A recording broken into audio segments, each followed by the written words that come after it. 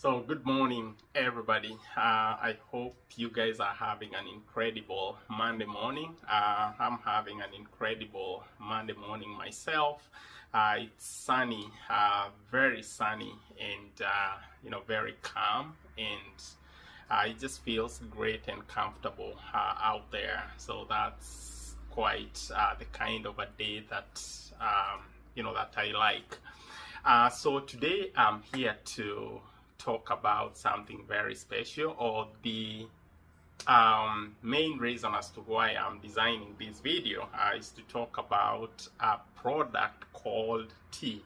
It's an East African product predominantly, but then you have some other countries that have popped up, and they would normally import into their countries and process tea, and they will process it up and sell it at a much higher value.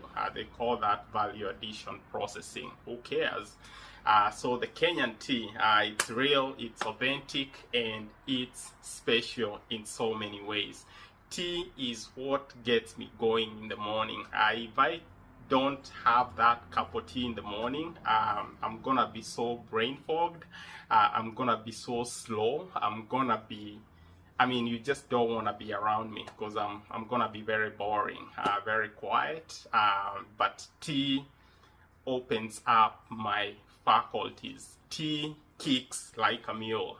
Tea gets me going, and that's why I have been out there on a hunt to find the real authentic, the real distinctive Kenyan tea.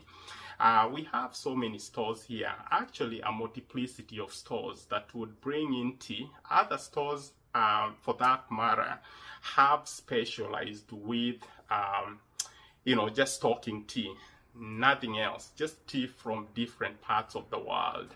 And you have some stores that have assigned the tea section maybe to a couple shelves, and in other places, smaller convenience stores, they only have maybe just a very marginal section for the same, for the tea.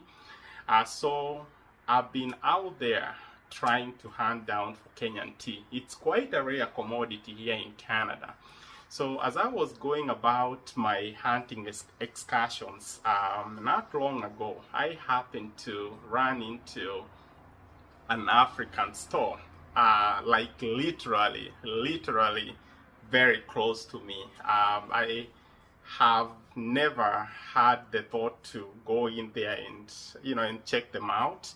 I always would drive by, but I have never gone in there to just check out the store and see the kind of items, commodities the stores carry. Those convenience stores are mostly designed to carry liquor, cigarettes. That's my mindset, but this particular store was a little bit different.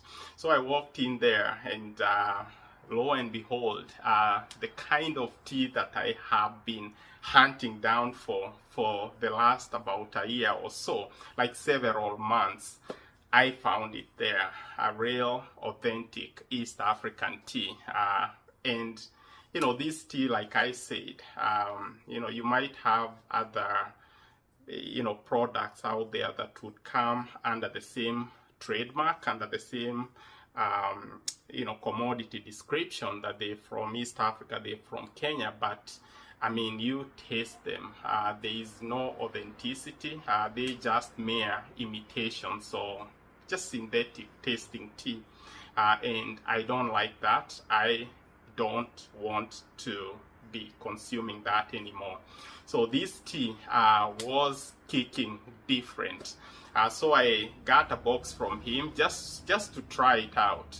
Yeah, well, a little bit expensive, and I understand the pricing, cause he has to price it up a little, cause it's a very rare commodity. Like I've mentioned, it's not very easy to find here.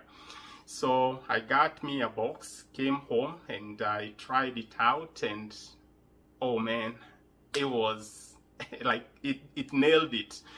This is exactly the kind of a tea I have been looking for.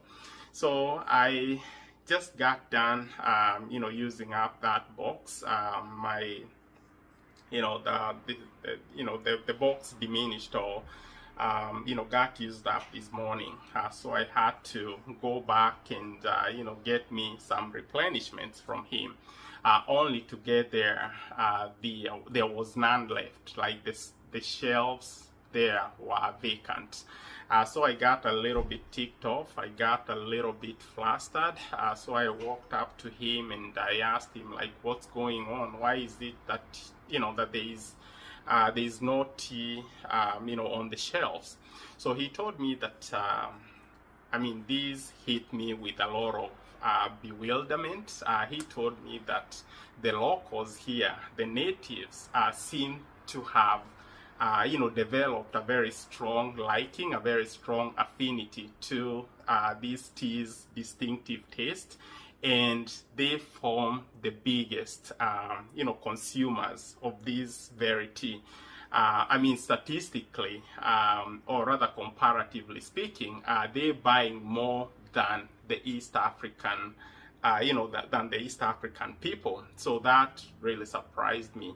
So he told me that every time he would stock up his shelves, that tea would typically or technically run out like in about 2 to 3 weeks. Based on, and he has to abide by the importation policies, because he can only import consignment sizes up to a certain threshold, and he wouldn't want to deviate from that because those laws are very stringent, those laws are very strict. So when he got into those very complex intricacies, I told him to lay off that conversation because I don't want to listen to what he's saying. So I told him to go about it just to ensure that he, a local arrangement between between myself and him, to just lay onto the side a couple boxes, maybe about 3 or 4 boxes, and those boxes should be enough to hold me up until his next shipment, by so doing, at least that would ensure that I'm well supplied and that I've got my poison with me always. It's such an experience. I'm still thrilled, and I still feel so ecstatic to have run into him. He's a very nice guy, very friendly actually, very sociable, and he's from Tanzania. So just having that mindset to venture into Kenya to get this product and import it in Canada, it just opened my eyes. Maybe in the future, that's one of the businesses I would get into. So I don't want to make this video too protracted. I don't want to make this video too eclectic. So I'm gonna, summarize things at this point. So thank you all.